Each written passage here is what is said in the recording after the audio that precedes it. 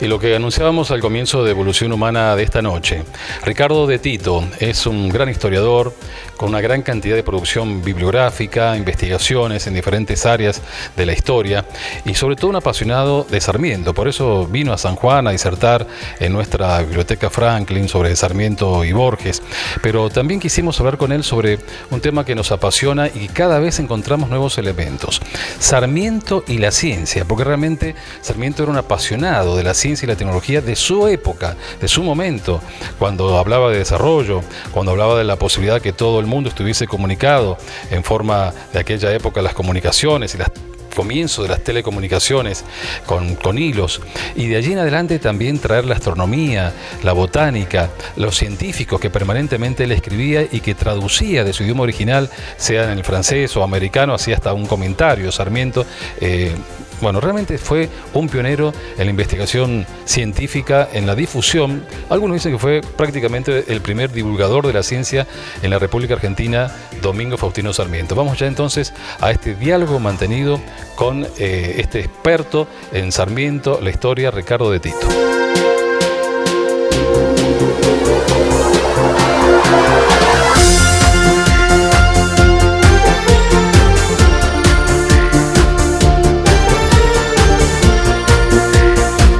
Ricardo de Tito, un viejo y querido conocido de la provincia de San Juan, de la Biblioteca Franklin, de la casa natal de Domingo Faustino Sarmiento, donde estamos ahora, y de allí en adelante un investigador, una persona que ha trabajado mucho en la historia argentina, más de 30 obras, solo en colaboración, 4 dedicadas a Domingo Faustino Sarmiento, que es justamente el tema que hemos propuesto para que Ricardo nos dé su parecer en torno a la relación de Sarmiento con la ciencia. Esto es algo, Ricardo, en primer lugar, bienvenido para nuestro programa Evolución Humana. Este programa es de divulgación científica y en lo particular le quiero confesar que consideramos a Sarmiento como el pionero de la difusión y la divulgación científica en Argentina, quizás también en Latinoamérica, porque lo que él hizo, más allá de una política científica, es difundir, divulgar a través de las traducciones, invitaciones de extranjeros, divulgó la ciencia como nadie en una época en que prácticamente no se conocía. Bienvenido, y este es el disparador para comenzar este diálogo. Bueno, antes que nada, agradecido de este espacio tan hermoso, y mi saludo siempre tan cordial a la hospitalidad del pueblo sanjuanino que me recibe casi anualmente. Si no hubiera sido por la pandemia, no se hubiera cortado este ciclo. Y efectivamente, la pregunta suya mueve una reflexión, porque nosotros tenemos un poco encasillado siempre a Sarmiento como el educador, o a Sarmiento como el estadista, o Sarmiento como el escritor, que son 3 de las 4 E que yo siempre destaco de su perfil, ¿no? La cuarta E es la ética. Y estos recortes muchas veces nos hacen perder de vista el genio de Sarmiento. Y el genio de Sarmiento tiene una impronta, o tiene una faceta, que es la curiosidad por el saber. Y esa curiosidad por el saber, en su caso, no tenía límites. Él es, en un sentido moderno, un polímata, un hombre que sabe bastante bien de casi todas las cosas. Sabemos que el último que hubo en la historia de la humanidad fue Leonardo da Vinci, que se considera que reunía el saber de todas las ciencias y las artes de la época. Bueno, en el siglo, como le decían ellos, al siglo XIX, movilizado por la revolución industrial, movilizado por nuevos conocimientos científicos y técnicos, la curiosidad infinita de Sarmiento, y alimentada también desde el autoaprendizaje, porque todos lo sabemos, que es un autodidacta de la vida y que aprende de las propias experiencias. Para mí lo coloca a él en una posición de genialidad en cuanto a la formación de una inteligencia, que ayer hablábamos, por ejemplo, de la relación con su madre, y cómo Borges dice, cuando uno termina de leer Recuerdos de Provincia, no le queda más que ser amigo de esta persona. Y yo decía, bien, Sarmiento descubre la inteligencia emocional 150 años antes de que se la enunciara como tal, porque en sus textos de recuerdo de provincia nos mueve a emociones, además de a conocimiento. Algunos dicen que se adelantó 100 años a McLuhan con el tema de la aldea global, que él analiza que el mundo tiene que ir hacia el progreso, a la civilización, no a la barbarie. Bueno, cuando él plantea esa dicotomía, está planteando una dicotomía que de algún modo es la dicotomía eterna de la humanidad, los nuevos desafíos. Y los nuevos desafíos están unidos evidentemente a los procesos científicos y técnicos, digo, como para centrarnos en el tema. Entonces, esta curiosidad por el saber y esta necesidad de pensar temas desde lo filosófico, desde lo ético, que es mucha de su formación en la lectura. Recordemos nada más este pasaje. Sarmiento nace con la Revolución de Mayo, o sea, en plena época iluminista, enciclopedista, Rousseau. En su juventud abraza la idea de los románticos de la generación del 37. Muy poco después dice, el romanticismo ya terminó su ciclo, es la hora del socialismo. Él leía a Saint-Simon y a los socialistas utópicos de la década del 40. Y después, todos sabemos, evoluciona junto con toda la sociedad, por supuesto, y con los nuevos conocimientos científicos, como por ejemplo Pasteur, Luis Pasteur o el propio Darwin. Bueno, él se plantea digamos, recoger el legado del positivismo de fin de siglo. O sea, tenemos prácticamente todas las líneas del pensamiento del siglo XIX atraviesan la vida de Sarmiento, y él está abierto, es pragmático. Yo digo que también, así como hablaba antes de la inteligencia emocional, tiene los mecanismos propios del pensamiento lateral, o sea, de no sentirse conforme con ningún conocimiento establecido y de algún modo recogiendo la dialéctica de Hegel, que él conocía perfectamente. Esta contradicción de civilización o barbarie plantea la superación, la necesidad de superación, y plantea un desafío que justamente él, no solo desde la presidencia, pero particularmente en la presidencia, lo va a cristalizar en no solo en escuelas, no solo en bibliotecas, o sea, en el saber, en la lectura como pasión, sino también en traer a la Argentina, por ejemplo, en 1871 en Córdoba, la primera exposición industrial, agroindustrial, que se hace en América Latina, con un esfuerzo titánico para que se concretara, a punto tal que hubo que extender la línea ferroviaria de Rosario a Belleville, Fraile Muerto, antes Fraile Muerto, Villa María, Córdoba, el ferrocarril central, claro, para poder llevar los productos tecnológicos europeos y norteamericanos de última generación y ponerlos a disposición del conocimiento de los productores argentinos. Claro, porque en esa época no había una costumbre de hacer exposiciones, las expo como son ahora. Las exposiciones tenían ya su cultura en Estados Unidos, en Europa, y Australia era un país que se caracterizaba por esto. Pero él, por ejemplo, siendo embajador de Estados Unidos, se hace una escapada para ver la exposición de París, porque él ya sabía que tenía que organizar. Pero su visión, por eso digo, de estratega, lo lleva a plantear Córdoba. Claro, en el que todavía no había trenes. Claro, pero era un eje ya industrial que él veía que se venía. Se adelantó 100 años. Claro. La Kaiser, la Ica Renault y la FIA de los años 1960 son lo que había planteado Sarmiento, porque bueno, en 1870. Entonces lo tenemos a él no solo como un deseoso del saber, sino un deseoso de que ese saber sirva para construir una ciudadanía progresista. Y este es digamos, para mí el corazón del pensamiento, que muchas veces se nos queda un poco oculto en cuanto a Sarmiento, digamos, como encasillado en el punto del educador, y aparte viéndolo como si fueran escaños diferentes. Claro. Y no, hay una acción política, por eso su pasión es la política, la república como idea, que concentre la ciencia, la tecnología, la educación, el saber, porque no olvidemos que estamos hablando de un país con un 85-90% de analfabetos. O sea, que la realización del Censo Nacional nos muestra justamente esta pasión por ejemplo, por la estadística, que es el punto básico de cualquier plan estratégico. Justamente. O sea, saber cuántos somos, claro, la base que tenemos, bueno, y no quiero tirarme en especial con los cordobeses, pero por ejemplo, cuando él pide hacer el censo, dice, han salido a fundar escuelas para poder mandarnos alguna información. Claro.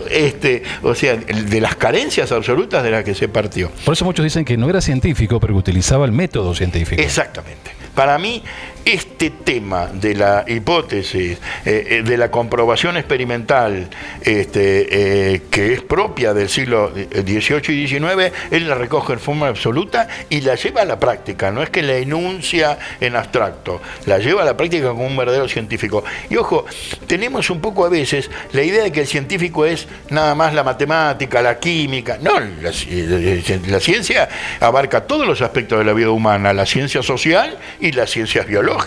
Entonces, tenemos en Sarmiento, en aquella época se le decía polígrafo a aquellos que escribían sobre todas las cosas. Y efectivamente, bueno, Sarmiento es una figura que descolla en su generación justamente por esta pasión por el saber. Ricardo, en 1882 se lo invita, a los pocos días de haber fallecido Charles Darwin, a disertar en el Círculo Médico de Buenos Aires, en el Teatro Nacional. Él organiza también la Universidad Nacional de Córdoba, y allí llama la atención el conocimiento y del lado que se pone Sarmiento, el lado correcto, porque recordamos que Darwin en ese momento era muy criticado por grandes sectores religiosos, y él toma justamente la posición correcta de decir, no, Darwin era una persona que estuvo al servicio del conocimiento, en el Beagle, llegó a la Argentina, hace una referencia a Pasteur, hace una referencia a cantidad de paleontólogos, qué sé yo, de que tuvieron en esa época un primer lugar en el orden mundial. Él lo cita en ese discurso que al día de hoy es una pieza no solamente poética o histórica, porque mezcla todo, ¿no?, muy bien, sino científica. Es notable que estando en Argentina Florentino Ameghino, que ya era una figura de prestigio internacional, ya avanzado, estamos hablando de la década del 80, el Perito Moreno, que va a ser un museólogo y antropólogo de notabilidad mundial, quien despida se elija a Sarmiento. Que se elija Sarmiento, Darwin, claro. Porque teníamos naturistas, como se los llamaba en esa época, ¿no es cierto? O sea, aquello dedicado a las ciencias naturales. Y Sarmiento, uno lo supondría en principio más cercano a las ciencias sociales. No. Y efectivamente, yo recomiendo que todo aquel que tenga alguna duda sobre la solidez teórica de Sarmiento lea lo que es ese discurso, porque es maravilloso, impresionante que en este rincón del mundo, porque tenemos que aceptar que no estamos en el centro del huracán de la vida científica del siglo XIX, sino recibiendo lo que llega, tenemos a un hombre que es cosmopolita, o sea, que está más allá de las fronteras, que piensa los problemas desde el universalismo y que con los avances de la ciencia también se replantea Bueno, él fue adherido a la masonería porque, digamos, de algún modo era agnóstico y creía en la ciencia, aunque nunca dejó de ser creyente en la existencia de algo superior, todopoderoso, un ser superior, pero con sus reservas hacia la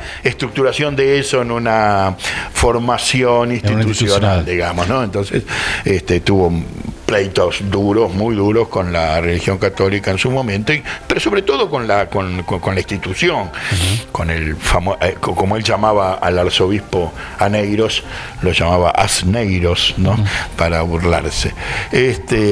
Y entonces este afán de abrigar las nuevas ideas lo lleva a leer a Darwin, como usted decía, desde una perspectiva de solidez científica, de entender qué concepto hay en el evolucionismo. Inclusive es una referencia de la evolución del lenguaje. Partiendo de Darwin, es impresionante cómo aplica ese conocimiento a otras áreas del conocimiento, justamente. Bueno, yo creo que una de las máximas cualidades intelectuales, entre otras muchas, es su capacidad de asociar.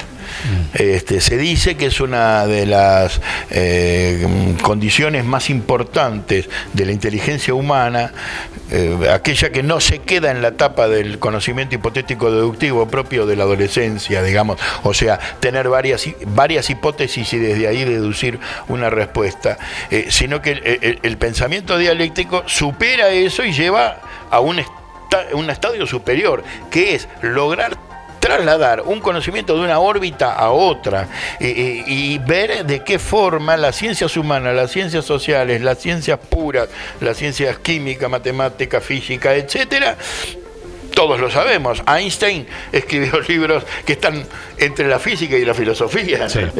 Sin olvidar lo que decíamos, el tema del telégrafo, que lucha mucho también por el telégrafo subacuático, la guerra del hilo, que se le llamaba en aquella época, trayendo también botánicos, inaugurando botánicos en Buenos Aires, en Córdoba, y el tema de la astronomía, donde invita a Benjamin Gould, que era un astrofísico, un astrónomo norteamericano, y logra un contrato para que funde, junto con él, el Observatorio Astronómico de Córdoba, señero y lo principal. Que se inaugura el mismo año de la Exposición Industrial, 1871.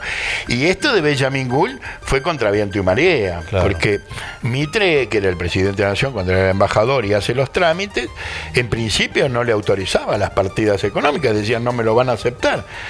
Y Sarmiento, haciendo al de la suya, por algo se ganó el mote del loco Sarmiento, arregló lo que se le iba a pagar a Gould para seducirlo y convencerlo de que viniera. Pero tuvo muchas trabas, sí, muchas trabas. Pero bueno, venció todas esas trabas y después se le burlaba a la prensa como un famoso, tal vez ustedes lo puedan poner al aire, imagen de Sarmiento mirando a la luna y la luna sacándole la lengua, como que era ridículo que se gastara plata. Bueno, no era nada ridículo, fue el primer mapa celeste del hemisferio sur. O sea, en la humanidad hasta Sarmiento se conocía perfectamente la osa polar del norte, pero no se conocían las Tres Marías, digamos, en un mapa celeste. Exacto. La Cruz del Sur, etcétera. Entonces esto era conocimiento empírico de los navegantes, pero no un conocimiento científico sistematizado, y esto lo hizo Sarmiento. Yo que he tratado de meterme en sus pasiones y en su vida, creo que le debe haber dolido que él creyó que el mejor cielo posible era Córdoba cuando lo tenía mucho más cerquita en su querido San Juan, ¿no? Que es donde ahora está el Leoncito, etcétera. O por lo menos en las pampas de allá de Catamarca y Salta, pero su visión conmueve, porque trajo a uno de los principales científicos del mundo y concretó un proyecto resistido por la sociedad. Así como cuando llegó, desembarcando ya como presidente electo en el 68, un diario se ríe de él diciendo, ¿qué viene a hacer Sarmiento? A fundar escuelas. Pero lo hacía en tono de sorna, como diciendo, esto es insensato. Y Sarmiento le contesta, sí, vengo a fundar escuelas, ¿cuál es el problema? Y ojalá fundemos muchas. Y lo logra. También resistió y enfrentó las limitaciones que, claro, lo corrían con la cuestión presupuestaria, claro, que la astronomía era muy cara, que la Argentina no estaba recién formándose, y Sarmiento dijo, se debe formar integralmente como una nación que dé respuesta en todos los terrenos, y uno de ellos es el campo científico-tecnológico. Así que bueno, con esto es una definición muy poderosa, ¿no? Muchas gracias, Ricardo de Tito, por estar con nosotros en Evolución Humana, tratando de llevar al día de hoy lo que pasó hace tantos siglos atrás en el tiempo, y de allí en adelante descifrar a Sarmiento como un genio, que coincidimos con Ricardo totalmente, que es un genio que no lo podemos perder, en este caso hablando de Sarmiento y la ciencia. Muchas gracias, Ricardo. Gracias a ustedes por esta invitación. Y llegamos al final de este bloque. Vamos ahora a la despedida, pero siempre con el concurso para obsequiar un libro científico, en este caso de ciencia ficción, nada menos que de H.G. Wells. Ya volvemos.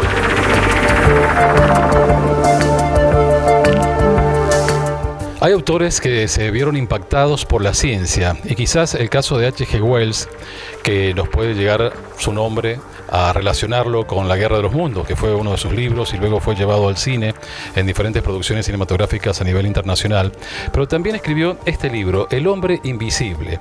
H.G. Wells era un científico, era un doctor en química británico que comenzó desde muy pequeño a leer cuando tuvo un accidente y eso le impidió por varios meses caminar o salir de su casa, y bueno, allí tuvo la posibilidad de que su madre le trajera gran cantidad de libros de la biblioteca de la zona allí en Inglaterra.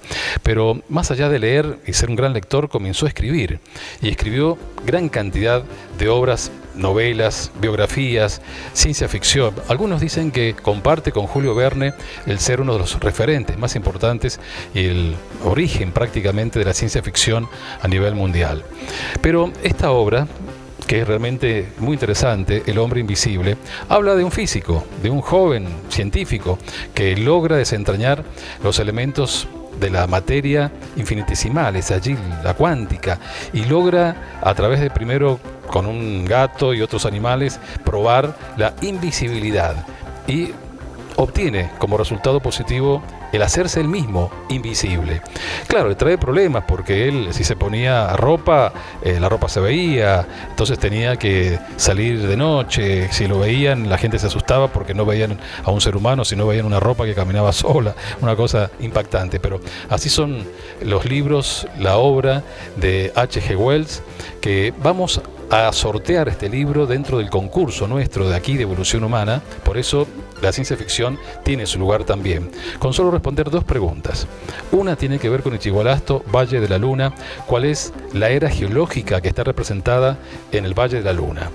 La primera pregunta. La segunda pregunta tiene que ver con lo que hemos mostrado esta noche en imágenes, que son imágenes del Casleo, el complejo astronómico Leoncito. ¿Qué tipo de telescopio utiliza el Casleo?